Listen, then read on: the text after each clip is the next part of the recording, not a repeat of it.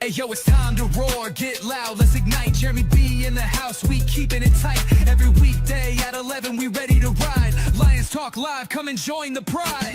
Waking up early, it's that morning grind. Tune in to the show, leave the troubles behind. Jeremy B's the king, with the voice like thunder. Every word he spits, it's a lyrical wonder. Got the lions around, sharp and fierce. When we hear one pride, you can't help but feel your heart pierce. Talking all the topics, keep it real, keep it raw. With a lion's mentality, we're ready for the roar. One pride, it feels right. Jeremy B bringing the heat, morning light. Every weekday at 11 we taking flight. Lions Talk Alive, yeah, we ready to bite. One pride, hear us loud. Jeremy's in the zone, making us proud. This is a Huddle Sports Network broadcast. You can find us on Roku TV, Amazon Fire TV, Facebook, and of course YouTube. Get all your NFL news here first. What's up? It is Lions Talk with Smoke and Jeremy B and BA. And he says, I'm not that, I'm Big Bone. That's right. I'm not that, I'm Big Bone. Hey, all I know about us charming chubby guys, you give a woman 2 drinks, you make her laugh, boom, she's naked. There you go. That's all it's about. Humor. Humor the panties right off. Anyway. That was a mock truffle shuffle. No, I'm not doing another one like the other day. Yeah, don't traumatize us. Okay. Between you and Ken, the Packer fan, boy, I was traumatized for a good season. Now I'm just traumatized. We got Robbie DeFeo showing up. What is going on, Robbie? He don't like the Lions anymore. No. I hated it.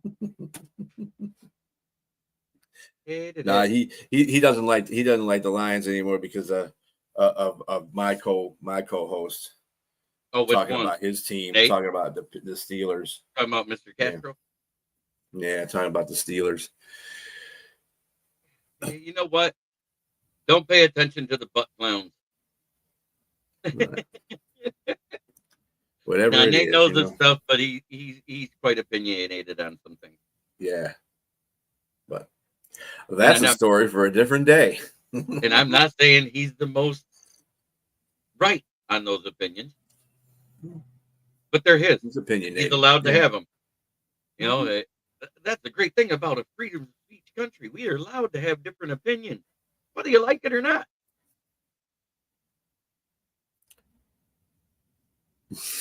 I don't hate the Lions.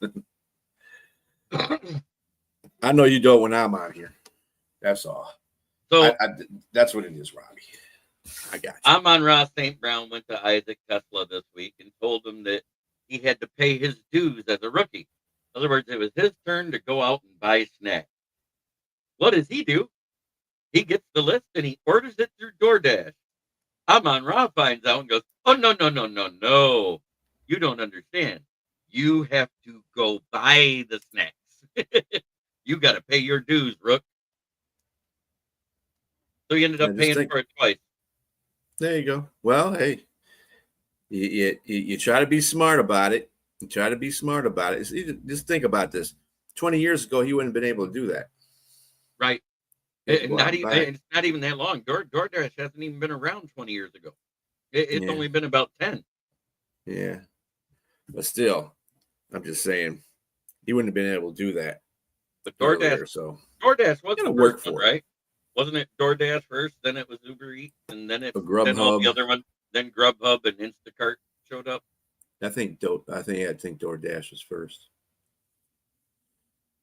Pretty sure.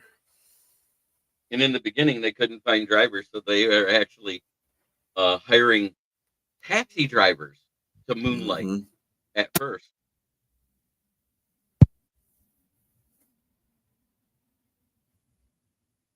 They scored 27 points twice. Their defense gave up 5 more points. There was points where it looked good, points where it looked bad, but they looked like a good team. I'm not going to say they're a bad team. They're 2-0. And no matter what happens between Chicago and Detroit, guess what? Whoever wins or loses is still behind them.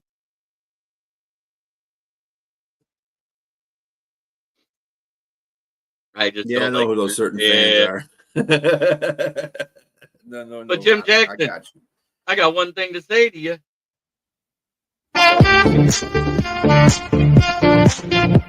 There she goes.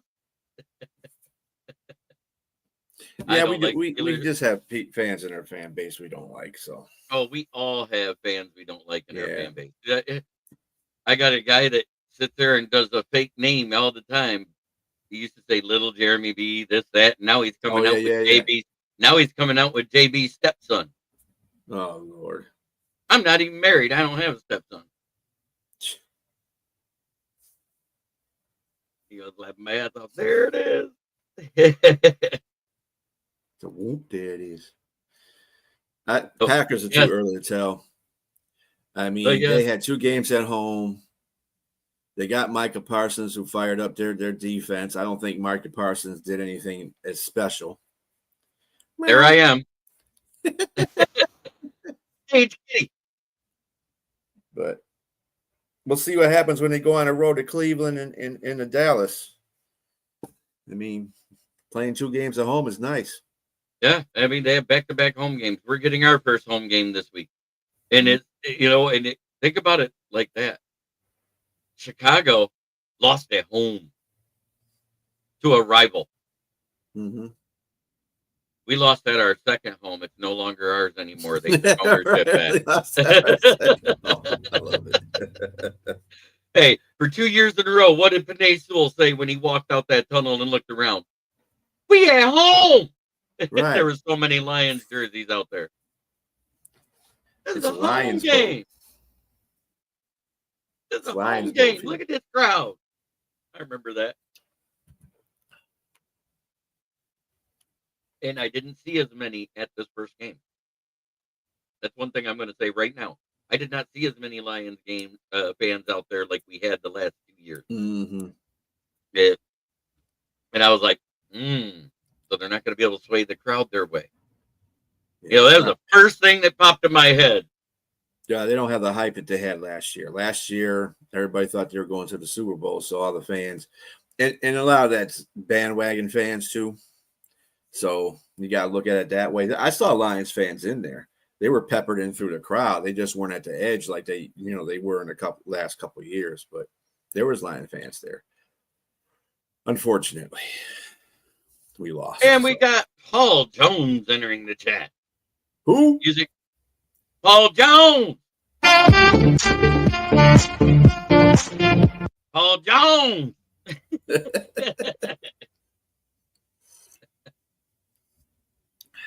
I love my faithful people that come in here, man. It's fun. They like that. Robbie DeFeo loves that track because he thinks of porn, pole dancing women. It doesn't really. You never know. You might be thinking of a pole dancing Kenny Pickett. You never know. He has a not small hands, Kenny Pickett. I don't think he'll like that one either. It was a joke. It's a joke. Don't get mad at me, Robbie. I know. He knows. Doesn't mean you gotta like it though. Anyway, what other stuff we got going on there, JB? Well, let me go see what the injury report says here. I got it. Just to let you know, a couple of things happened last night. Eckler tore his Achilles heel. He'll be out the whole season for Washington. And for Green Bay, Reed is out. DJ Reed is out.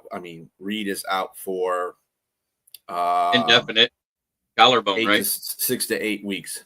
That's what it said. Broke his collarbone. Yeah. Kenny Pickett couldn't hang on a pool with those tiny hands. That's basically what B said. Not tiny hands, Pickett. We'll clean it up. We always start. Yeah. I know we've been starting 1-1, but usually we win the first one, lose the second. It isn't like this right now. I think the last time we lost the first game of the season. Wasn't that versus Philly week 1 in 2022-23 season? Yep. It wasn't Philly though. It was Philly. Yeah, we lost the first game. We won a game and then we lost 5 more. We were 1-6 when we started the season. Yep, and the next season after that was we went 1-1 again, but we won the first season, one. And then we won 1-1 last year. So this is It's just different. It's flipped. Both the times that we won were at home. So, and we lost one at home and one on the road, I think. Yep. Here's the crazy this thing. time. That's all. It's good. Taylor Decker, no shoulder. He's still dealing with that shoulder injury. He rehabbed. So I think it's more rest days for him because they've said he's more than likely playing. No, he said he was playing, yeah. Yeah, and Johnny Morton said he was playing too before he did. Mm-hmm. So I'm not too worried about that. Sion Vaki was at limited practice yesterday. Trevor Nowaski was at limited practice yesterday. Terrion Arnold, Jack Campbell, and Daniel Thomas all had full practice. So that's good news because we can't afford to be missing like Campbell. Well, Terrion Arnold, he needs to come off the field if he does get hurt immediately instead of waving through it for 23 plays. If you tweak your groin, dude, you can't. I was a cornerback in high school. You know, I was a cornerbacks coach. You can't. You tweak your groin. It any of those your speed. Oblique, abdomen, groin, any of those. You cannot. It impedes your speed. It impedes your cuts. It impedes your twisting. All that stuff. How fast you can raise your hands in coverage because you use your core muscles for everything. Mm-hmm. And people don't realize that. Yeah. And groin is not a pleasant thing to do when you're a corner. Imagine having one of those baby in those stride right walking shoes just jump up and down on your crotch one time. Right. That's groin pain. Mm-hmm. That's the equivalent of it. How? depending on how severe the groin pain is or groin issue is, you feel like you're getting your stuff pulled through your asshole. That's how bad it can get. Oh. Ow. Real bad. It's painful, let me tell you. I've had one of those groin pulls. That was yesterday's practice report. You know, because I wait to get the one at 4:00 because that tells you everybody that went out during the day and everything else. You don't have to do those stupid updates. That makes sense. Because then you find out right then, is it limited? Is it just he was walking off? But what is it? You know what I mean? Mm-hmm. They end every day at 3. They end every day at 3. They're ran through the positions on the way out, and then you get your reports. You're like, yeah, he's not limping. He's kind of limping. He's just not playing. It's got a checklist everybody goes by. He's more winded than an asthmatic without his inhaler. He went by on a stretcher. That one was carted off by the ambulance. Right. That one went straight into the paddy wagon. We haven't heard that since 2017. And there goes Aman. He just ran by because, you know, Aman always doesn't never have any serious ailments. The only thing he ever gets every year is flu. He gets that every year. And I don't know why. And it's always at the same time. It's somewhere between weeks 8 and 10. He'll get it. And the one week he played through it with blisters on his feet and everything and had a great game.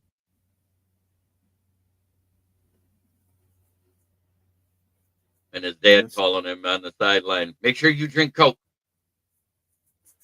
So listening to the the St. Brown podcast today yesterday, actually Wednesday, with him and his brother. All his family's going to be there. In fact, EQ is going to be there. His mom, his dad. So yeah, but EQ's in the stands right now, right? Yeah. Yeah. Steven Bauer, good to see you, brother. What's up, Steven? How you doing, bro? But he said it'll be nice. People talking stuff. His brother asked him about what BJ is going to do if he loses the game. Will he go over there and shake Dan Campbell's hand? I said he's going to be respectful. He just ain't going to talk to nobody when he goes off the field. That's all. In other words, he's going to be like a gym shorts. Yeah, basically that kind of guy. Because when he won, he was all happy-go-lucky and everything else. When he lost, that's when the hand slap from Jim Harbaugh happened. Mm-hmm. So that was kind of disrespectful. So you think the score is gonna be over under 6.5? You think the Lions are gonna get the 6.5, or I don't know. All of our divisional games last year were close. Every single one of them, except for the last one versus Minnesota. Well, I mean, we beat the crap out of Green Bay too. I mean, the score was not indicative of what happened there, right? Because they got a garbage time touchdown. I know. Yeah, and then just like we did. So that's why I was talking about the flip thing. But let's see. They played Green Bay. It was a close game at home. Chicago was a close game at home. Minnesota was the game we blew them out. And then it was a close game at Minnesota. At Chicago, we blew them out. So we had a few games where it was well, every one of the division opponents had a close game, and then we blew them out. So blew them out like that horse back next to the Navy base on payday.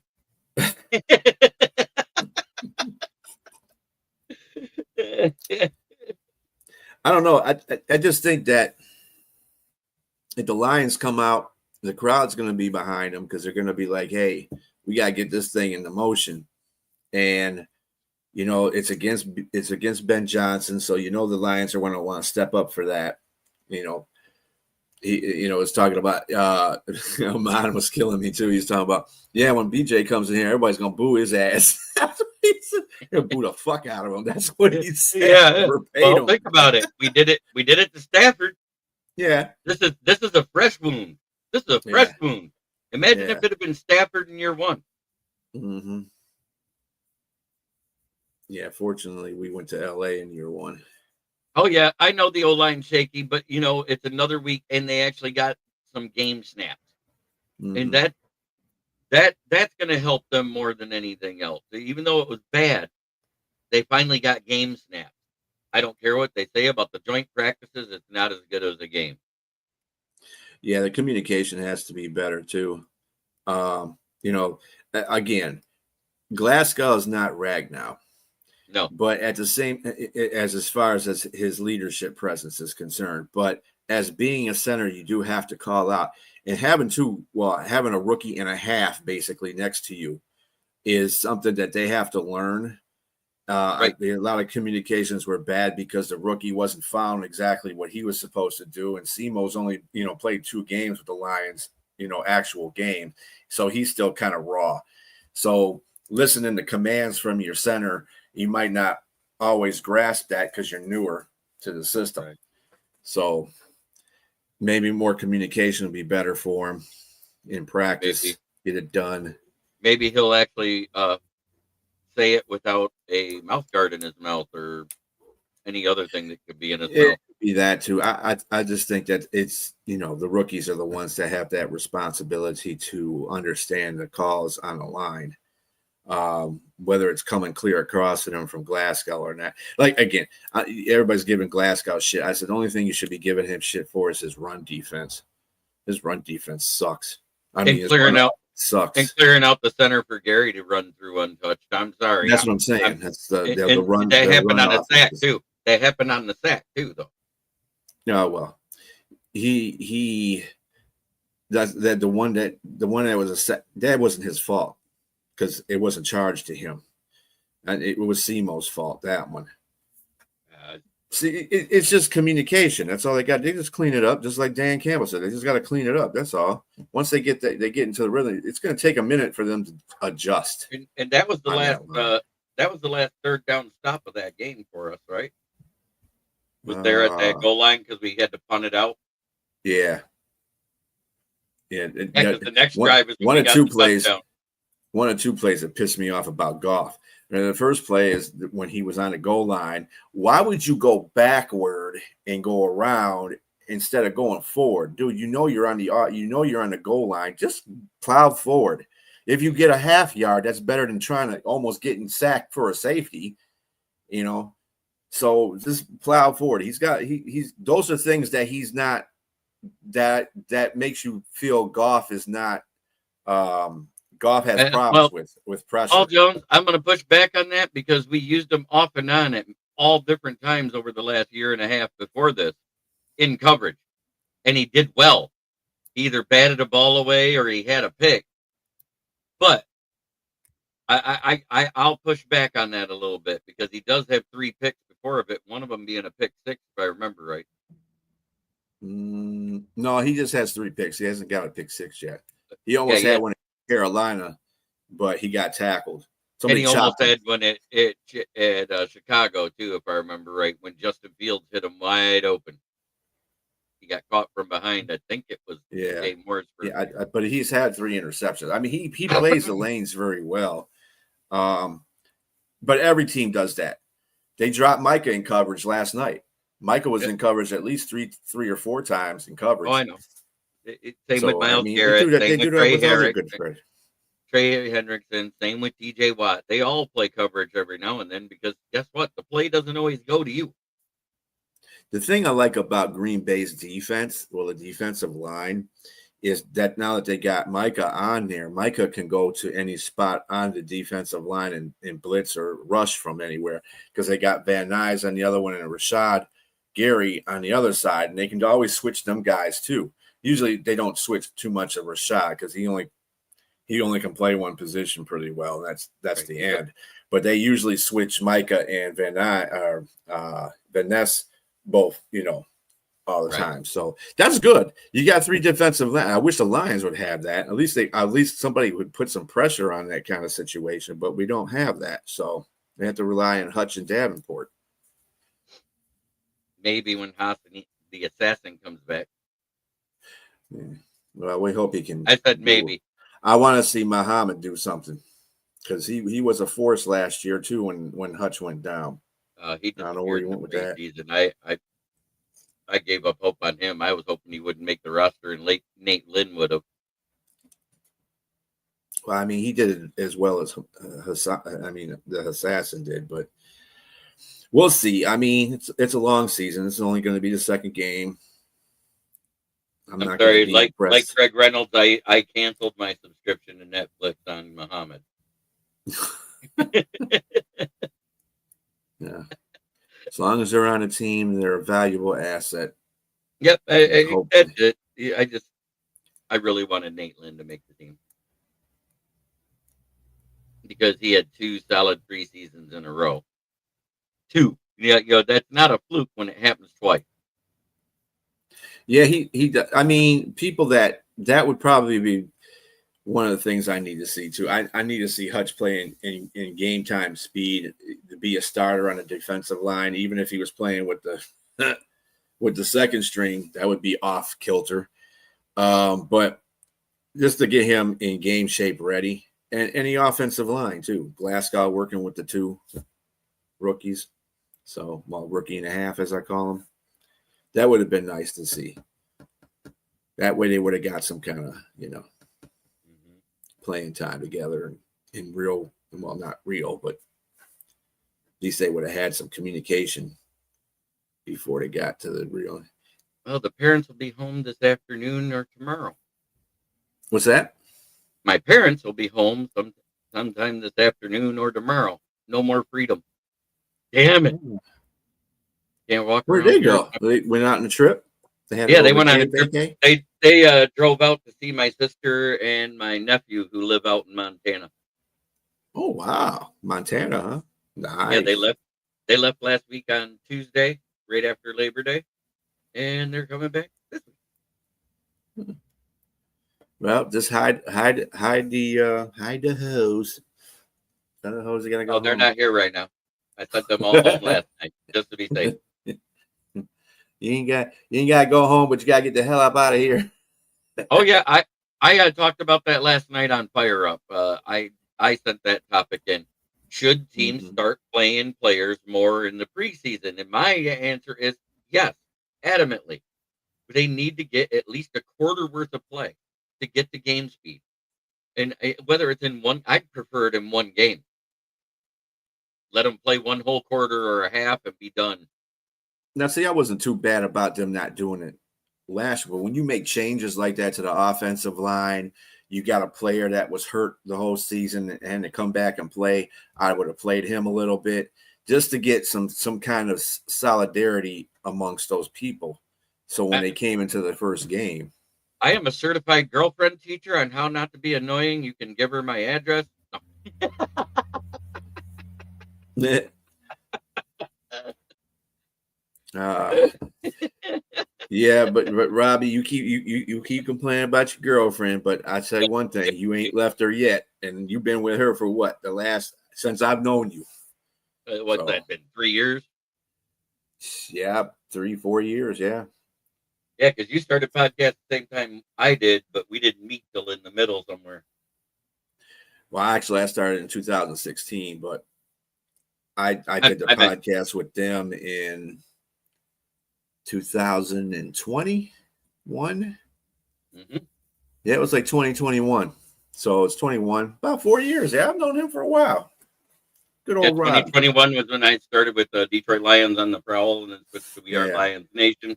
And at the end of that year, after they grew from 29 to 209 in one season, I said, I got to do this on my own, boys. Because they had been doing it 3 years and only had 29. Hey, Jeremy, Packers look good last night. Parsons lined up all over the place. He has a weakness. It seems to be on run defense, and which is something I've said all along. Yeah, that rookie that ran for he's stupid. Damn.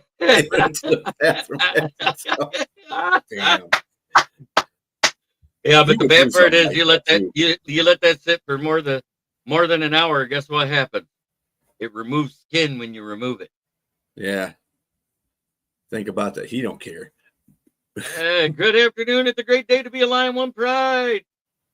Yes, sir. Oh God, he made it. There you go. He's gonna make me say it. Yeah, it's coming. He's gonna make me say it. I got to now. Yeah, let me find the right. Oh no, let's do it this way. Yeah, speaking of Parsons, though, and stopping a run, their rookie running back. Mm-hmm. I don't know it. Yes, I do. Fuck the Packers. I like that, and you did that with a little accent. Yeah, the rookie running back for Washington, the one that likes to be called Bill. Anyway, he ran right at Micah, and Micah whiffed on him. So yeah, he's not the greatest running stopper.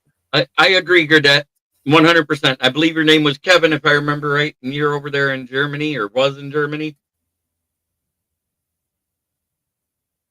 Yeah, he goes, yeah, it's been a while. Time flies, B. Yes, it has.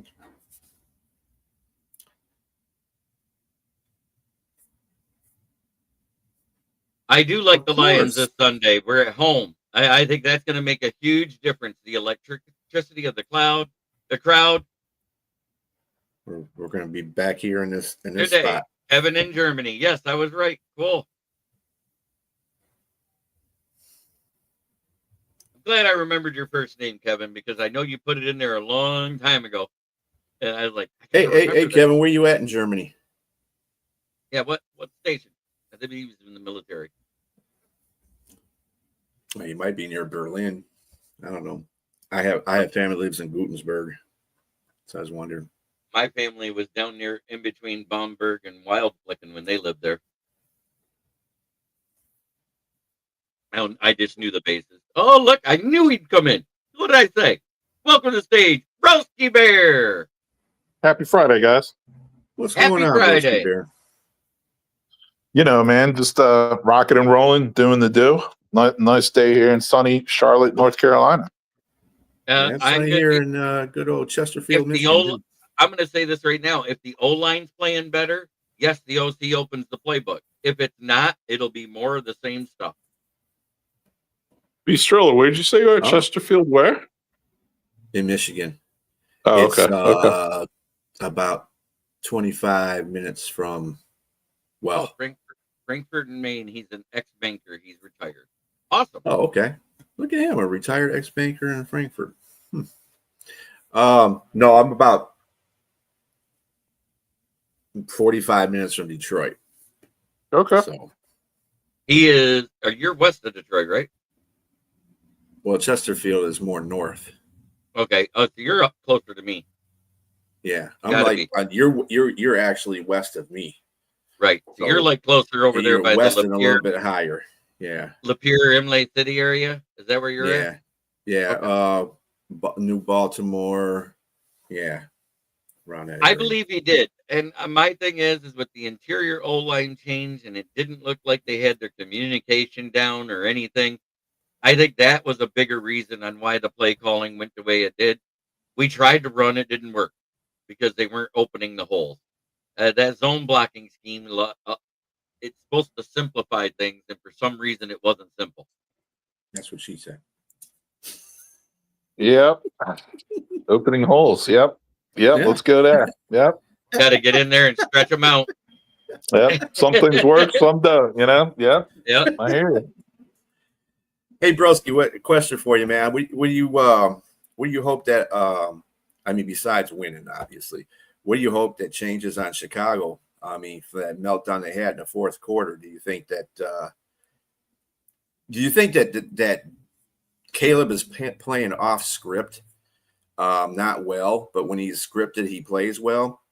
Because I mean, the first half of that game, I mean, he was playing phenomenally, but then it's like the second half came and it's like, yeah. So, go ahead, JB. Go ahead. He asked if I consider JJ a rookie. Playing wise, yes, but technically no, because this is his first year as a starter. It's just like as much as I hate to say it, it's just like Hendon Hooker, but the difference is Hendon Hooker never had a chance to start. mm-hmm. But yeah, Beastrilla, to answer your question, Beastrilla, what do I hope changes this week? So, I mean, the two main things I chalk up last week's loss to is Caleb being inefficient, inaccurate, and too many penalties. Like, holy shit, I think they had 12 or 13 penalties. Can't have that. You know what I mean? So, are you talking about this guy? That guy? That's a guy. Anyway. That metrosexual? How's that? Anyway, God damn it, you're gonna make me go blind again. First you do the truffle shuffle, now you do that. Yeah, God right. damn it. But seriously, so Caleb started off 10 for 10. It was kind of a fool's goal, 10 for 10, because okay, cool, dude. You're taking the checkdowns, you're taking the layups. You know, God forbid you hit Roma Dunze, who's wide open downfield, or DJ Moore, who's wide open downfield. Right.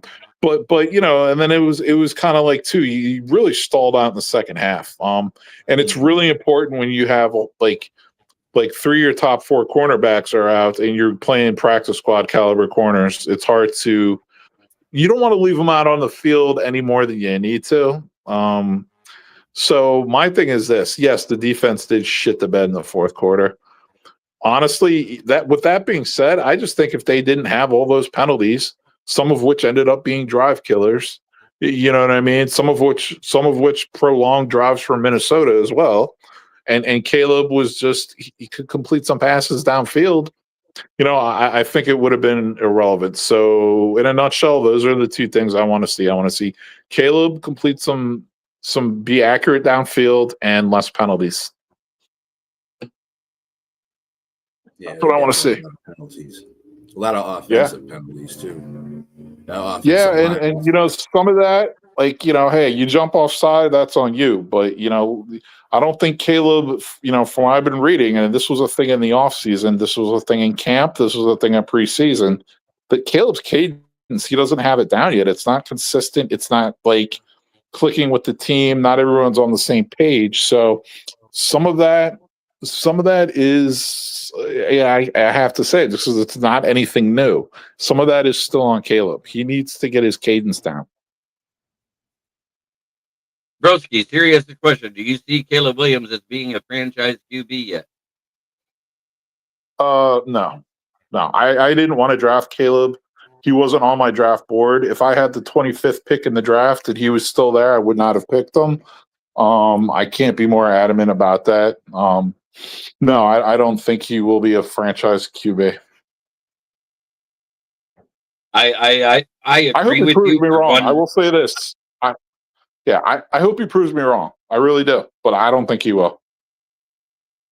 The reason why I hope he does prove you wrong is so he breaks that trend that has been happening for like ever since Trubisky. First year quarterback has a good coach, gets a shitty coach, falls apart, gets fired. I hope he breaks that mold for you. Well, the fact that they just need a good, they need a good quarterback in franchise. Period. I mean, Eric Hipple still owns the yardage record because Caleb Williams came up 50 yards short. Oh, you mean Kramer? Eric Kramer? Eric Hipple, whoever. I know it was His a Lions. name is Eric. I know it was a Lions QB. How's that? That has the yardage record. Even Eric Hipple, Rexy and I think the only thing that he would lead is how many fabrics he could find on the Silver Dome floor, because that's how often he was put on his back. I think he spent more time looking at the top of the dome instead of on the inside. Right.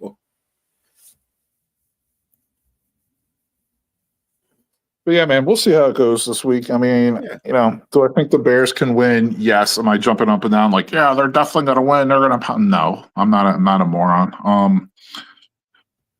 Yeah, we'll see. I mean, I think what they need to focus on is, I think they need to play strong in the trenches, man. They need to get in Goff's face, get that pressure up the middle, get Goff to throw a pick or have a fumble or something.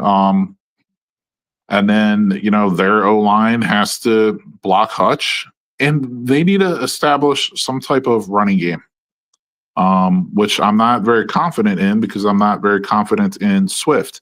And if they're not going to use Monangai, that's going to be a problem. So my prediction is I think you're going to see Monangai getting some runs up the middle this week. Okay. How far will the Bears ride with Caleb before they jettison him? Well, that's a good question. I think it depends how they start. So if they completely shit the bed and go 0-4 into their bye week is week 5. I think that there's a serious chance they roll with Bajan coming out of the bye. One of the underlying things, not even underlying, it's out there. Like, Ben Johnson's was upset with Caleb. He didn't think he put in the work in the offseason. Ben Johnson's gone out of his way several times to say how much Tyson Bagent put in the work in the offseason, how he reminds him of him if he were to play quarterback. Like, when the coach says something like that, it's like, dude, Bagent's under contract for a couple more years. He signed a little extension. So, I think you guys did it on purpose. There was a couple other reports out of Chicago that even last year, when Caleb did start struggling after that Washington game, that they wanted Bagent to start instead of Caleb then. Yeah, and to me, there's like, he's very, he's kind of like a more mobile.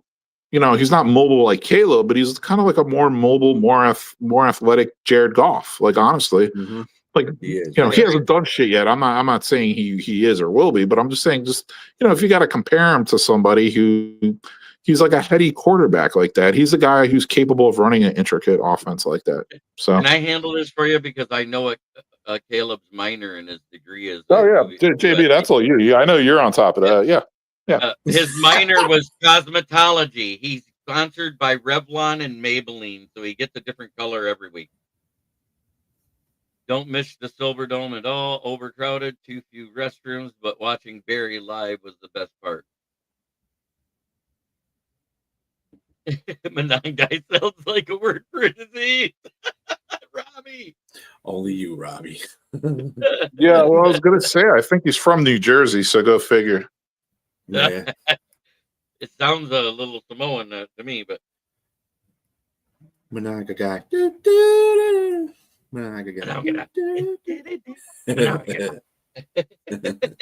sounds like it's like a Polynesian name or something. Yeah. It's like their war dance before the game. Oh, Justin Fields, we're talking about. No, Yeah, not he's doing well, but it's a long season. It's kind of like this whole Green Bay thing getting out of control. I almost couldn't stomach watching that game because they were so on top of Green Bay's DICK. Oh, God. I was like, man, come on, really? Oh, they're going to the Super Bowl, really? After one game? Isn't that the name they Yeah. call the Gremlins? Yeah. I thought, Yeah, and here's the thing too. So one thing that like Packers fans were like so excited about after the game, and I addressed this on the last show. Yeah, dude, Love should not be running and putting his shoulder down trying to truck stick people week 2 or ever. Mm-hmm. yeah, Like unless he's trying to get into the end zone, I get it then. But even then, you have to be careful. Like you have to be smart, man. You can't do. Okay, he trucked that guy. Yeah, he did, dude. You're gonna get injured that way, and that's one thing. Like Justin Fields has never learned. So like JB saying, yeah, it's early. Like yeah, it's early because Fields is gonna miss a handful of games at some point because he's gonna get hurt from running the ball and not sliding or running out of bounds. Like it's what happens. You know what I mean? So. Yeah, I hope Love continues his continues doing that. this is true. Even when he made a bad play, they're talking good about Parsons. Yeah, and the whole thing, the whole narrative about Jordan Love doing really good in the last 2 games and his accuracy is great. They forget in the first game, he almost had a pick return for a touchdown, and Anzalone almost had a pick. So he wasn't too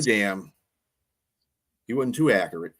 Yeah, but they didn't count it when we the penalty, and you do when we grab. Yeah. They gotta keep Yeah, he within the needs to narrative. improve his accuracy for sure. But at the does. same time, we've seen him start out like this 2 years in a row. It's not about how you start, it's how you finish. How you finish? I keep saying that. Oh, it is absolutely.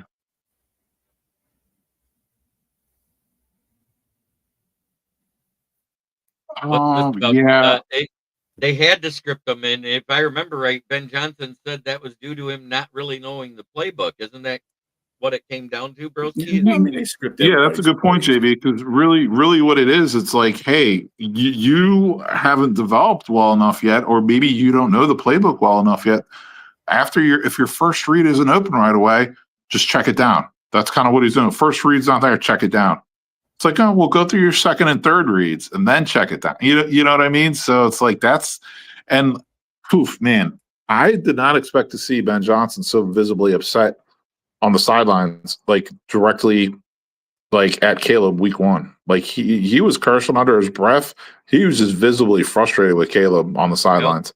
If you remember first year with Jared Goff here and Dan Campbell when he was coaching, when Anthony Lynn was the coordinator, and through those first 9 games we didn't win a game, there was quite a few times he was getting upset with Jared Goff, and then he found out that he should have been getting mad at Anthony Lynn. Mm-hmm. Yeah, I mean, hey, he's the guy. Go ahead, Bistro. It's the NFL. All teams usually have a scripted. It's based. The script is followed off of what the quarterback does, though, in that play. So to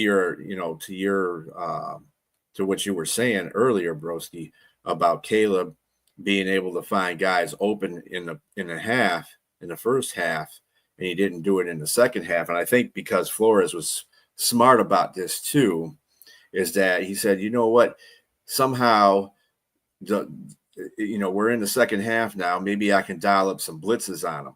And that's when a lot of blitzes started happening on Caleb. And that kind of just messed him up. And yeah, I mean, every quarterback will go through that too. But I just think Caleb's got to make better decision making. That's his problem. He had DJ Moore wide open on the goal line in the fourth quarter and overthrew him. Dude, he had a lot of guys, like, honestly, so this is one thing, like, he had a lot of guys wide open all game. First quarter, second quarter, third quarter, fourth quarter, that he just missed by a lot. You know what I mean? Like, he really did. So, like, Ben Johnson, I'm like, dude, he was calling some good plays because like dudes were open. Caleb wasn't getting him the ball. And I think Flores looked at it a little like Caleb's a better off script quarterback. So it's like, and Flores knows that like the first 10 or 15, 20 plays are going to be scripted. So he's like, what's the point in blitzing early? Because Caleb's better off script and he's going to be on script. So if we don't blitz, then he's really not going to be able to just like run around and make a play. You know what I mean? So, but then Caleb was, I wouldn't say burning him, but hurting him a little more than the Vikings wanted to. So then in the fourth quarter, especially, it was just every play was a blitz, Mm-hmm. Yeah, and it's true. And every team has scripted plays. Mm-hmm. Don't let it. There is like a set audible out of any one formation.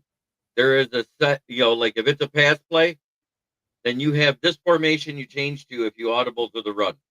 You have this play that is a run play that you audible to this. Those are set plays for audible. That's to get you out of a situation like if you're passing and you see the blitz coming, or if you're getting ready to run and you see the fact they got 8 men in the box and you can use play action to hit them over the top. Those are there on every team. And that's what that flap is on their wrist. And people say, why do they have to use that? Because they don't know. No, because sometimes it's a complex offense and you might have 20 plays underneath that fucker. Yeah.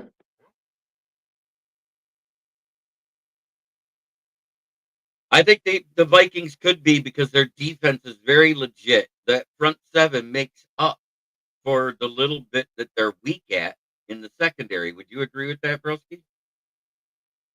Yeah, I mean, they have a nice all-around roster. And you said it very well. Like they have a very legit front seven. Back end of their defense, very questionable. However, they can make up for that with having a good pass rush. They can also make up for that by having controlling the time of possession a little bit better too. So yeah, I mean, I can't. Looking at them on paper, to me, it's just like they're missing everything but a quarterback. If they have a quarterback, yeah, they're legit. They have a legit chance. And I'll tell you what, for 2.5 quarters, J.J. McCarthy reminded me of first half J.J. McCarthy at Michigan. Yep. Against good teams. And then he just hit that clutch factor that he's got. You say what you want. 143 yards isn't a lot of offense, guys. But when it comes in one quarter, it's a lot of fucking offense. Mm-hmm. I mean, I don't think JB, he played bad. I think he played what usually rookies would play in their first game. So, like I said, it's a long season. It's one game. It's not how you start, it's how you finish. Blah, blah, blah. Yeah, that's why I picked the Lions. I know we're pissed. Because I'll tell you what, when that guy asked that question that he pissed off Dan Campbell on Tuesday after he answered it on Sunday and Monday, he ripped that guy Doc a new asshole. Mm-hmm. That was hilarious. I thought he was going to come out there and beat his ass. Seriously, I thought Dan was going to come from behind the podium and go out there and strangle shit out of him. That's what I thought he was going to do. Are you talking about John Marcannon? Yeah. Doc. Doc. Yeah. Doc. Yeah. That dude cracks me up, man. He's pretty. I like going on his channel too. Anyway, what was I going to say? Shit. Oh yeah. Other than quarterbacks. So let's not include quarterbacks. Like, what skilled position player do you think is going to have the best performance on Sunday for the Lions? I think it's going to be either Sam Laporta or Amon-Ra St. Brown because I don't know what we're going to get out of the run game yet. I just don't. After last week, I don't trust the run game. Skilled position, I'm going to have to go with it. It's got to be Jahmyr Gibbs because without that run game, that's their bread and butter. Besides the offensive line being their bread and butter, that run game helps set up that play action pass. So they got to run the ball effectively. So it's going to have to be Jahmyr to me. Jahmyr and Monty, both of them. But I would love that because they're both on my fantasy team.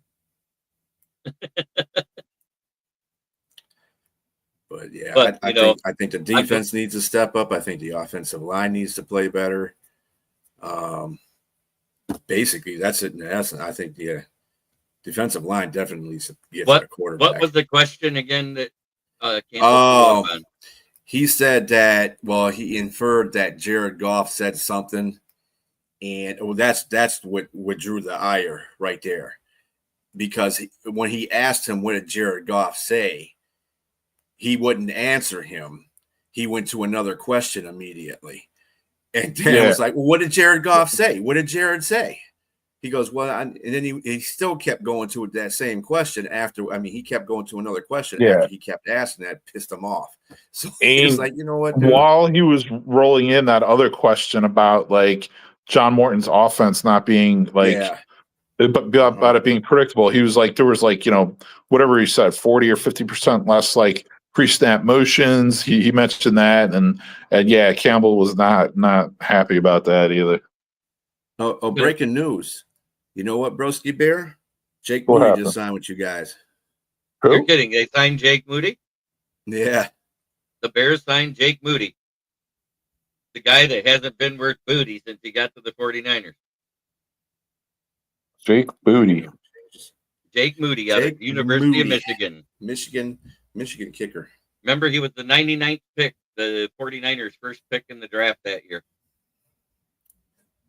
Good, they signed a kicker. So we got 99 problems and the kicker ain't can he hit a 50-yard field goal? He can hit a 50-yarder. It's everything under that you got to worry about. Yeah, extra points, 20-yard field goals. Oh yeah, he hit a 57, 53. Yeah, it's long. Okay. He kicks real good long. Yeah. Yeah, I mean this is something that like didn't he get one away from the NCAA record at Michigan his last year? Didn't he hit a 60-yarder? They thought it was 61 during the broadcast, and it came out it was a 60-yarder, so he was 1 yard short of tying the record. Okay, so that's why you guys know him. He's a Michigan head. Yeah, he's a Michigan guy.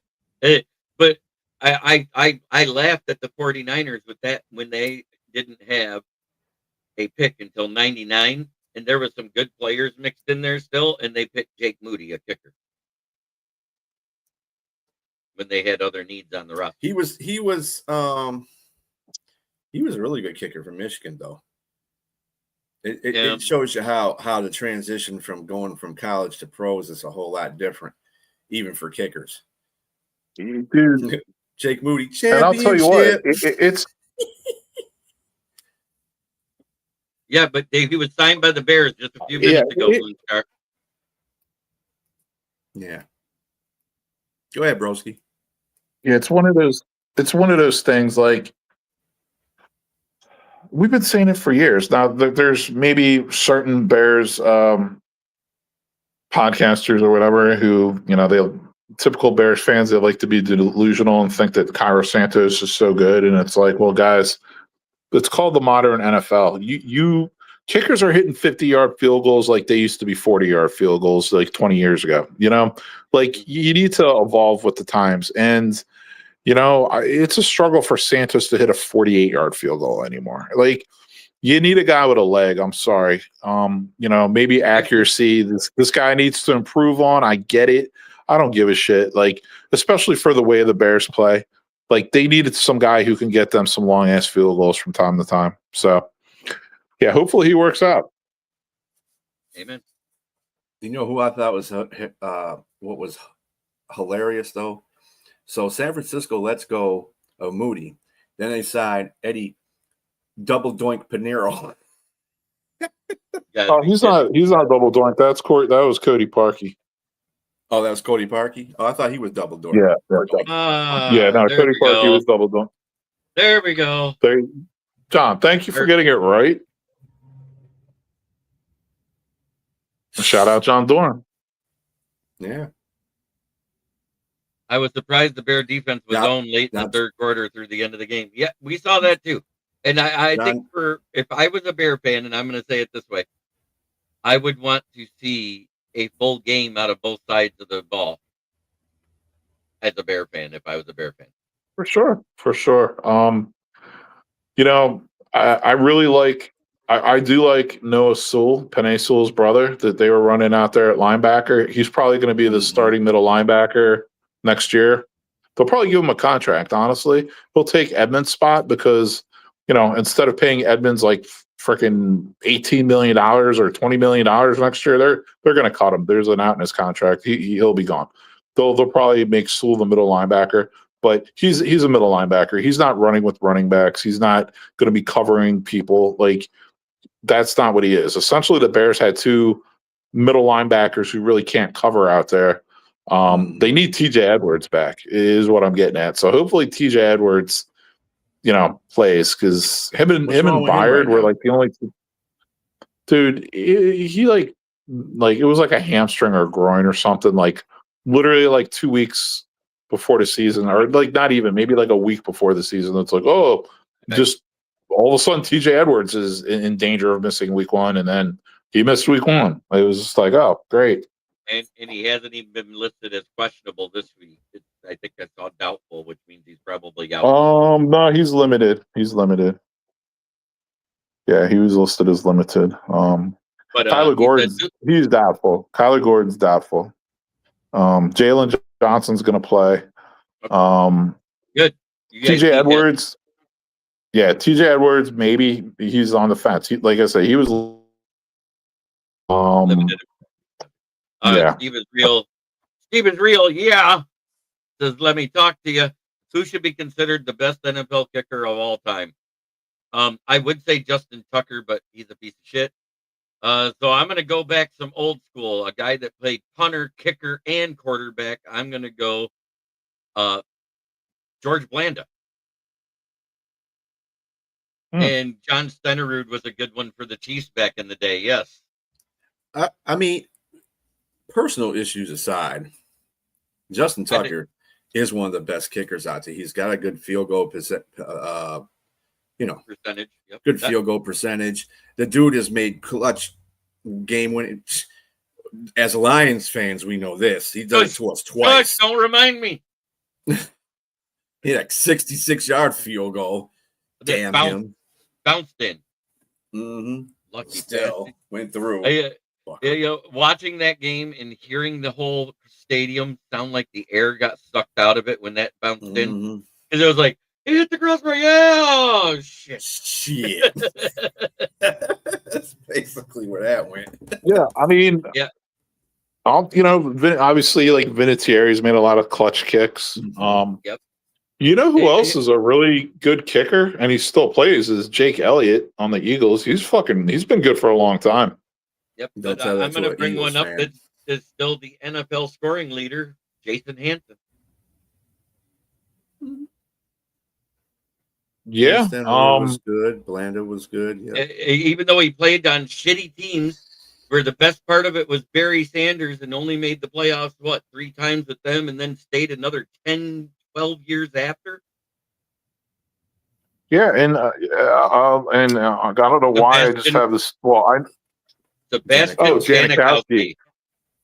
Yeah, his fat ass.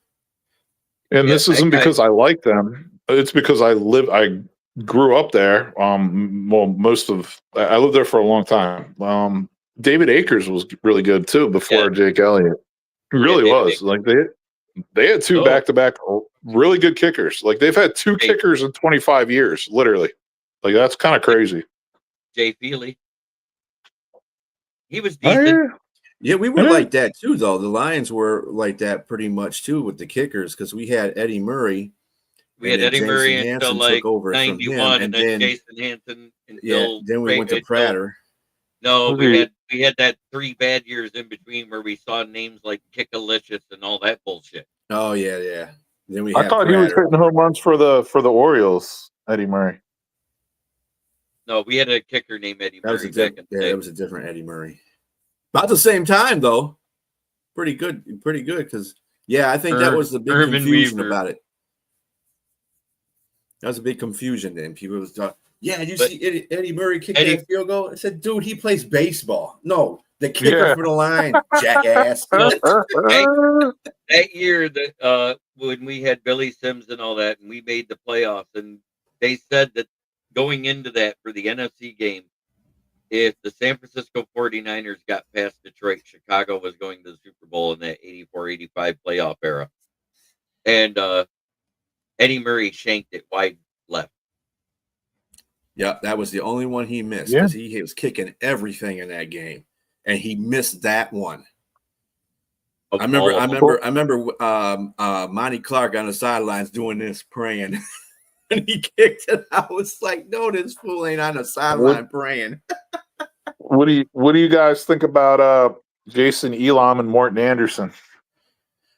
I think I they like were Morton good. Anderson. I like Morton and Gary Anderson better overall than Jason Elam.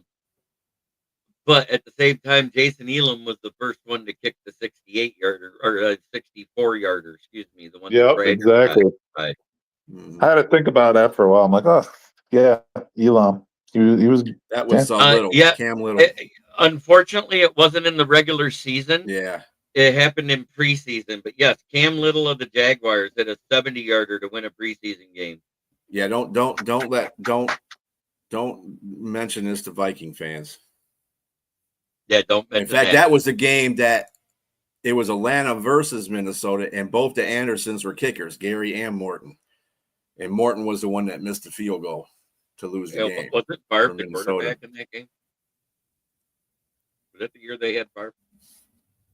That was the year everybody thought that Minnesota and Denver were going to the Super Bowl. You know, and ended up being the Dirty Birds getting their ass whooped. You're getting their ass killed by Elway. Yeah, because that was the first year they went out of the two, right? No, the first year when it was against Green Bay. Okay, now that one was more. I love that. Peyton Manning. I love that Super Bowl. But the second one versus the Dirty Birds, that was all TD. I don't care what anybody says. He had a game. No, the first one was TD. The second one was kind of Elway because he was throwing, but he didn't get the MVP. No, he did get the MVP. He got the MVP in the second one, and then Terrell Davis got the MVP in the first one. But everybody knows John Elway from when he was going to try to get that fourth down and he got helicoptered. That's a big fella too. Helicopter and John Elway was hard. They had to put a hit on him to do that because that was a big fella.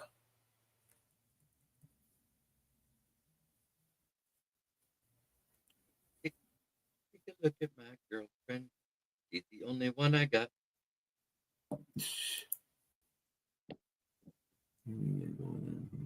I like those old songs. Sorry.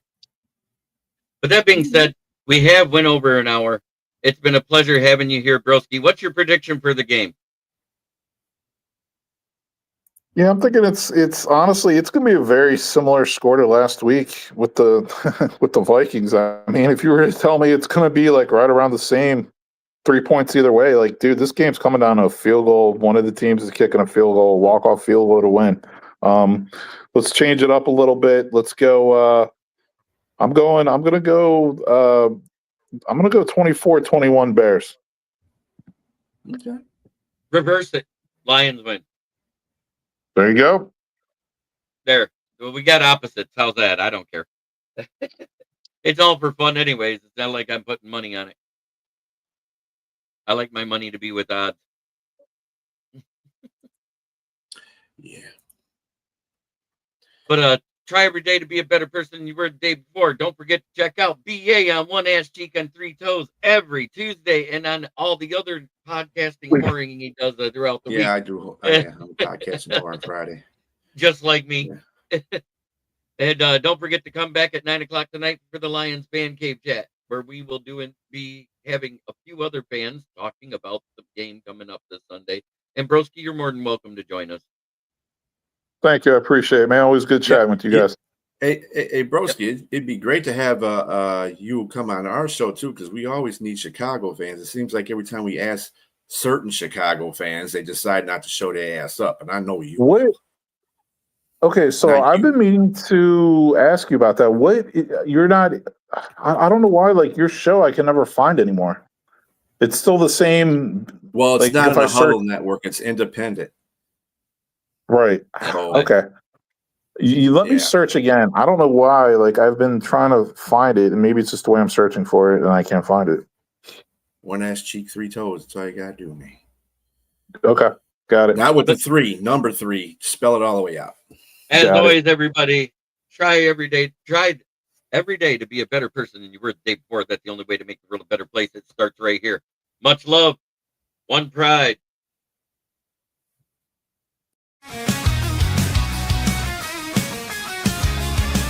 Turn it up, it's that time again. Jeremy B. Lines, he's your best friend.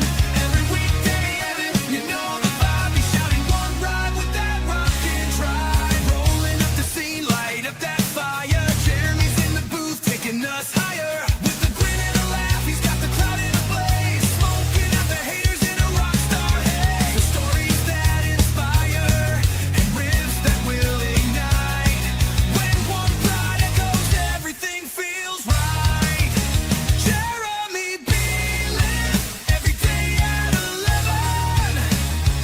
Yelling one B ride like we're in rock heaven. This is a Huddle Sports Network broadcast. You can find us on Roku TV, Amazon Fire TV, Facebook, and of course YouTube. Get all your NFL news here first.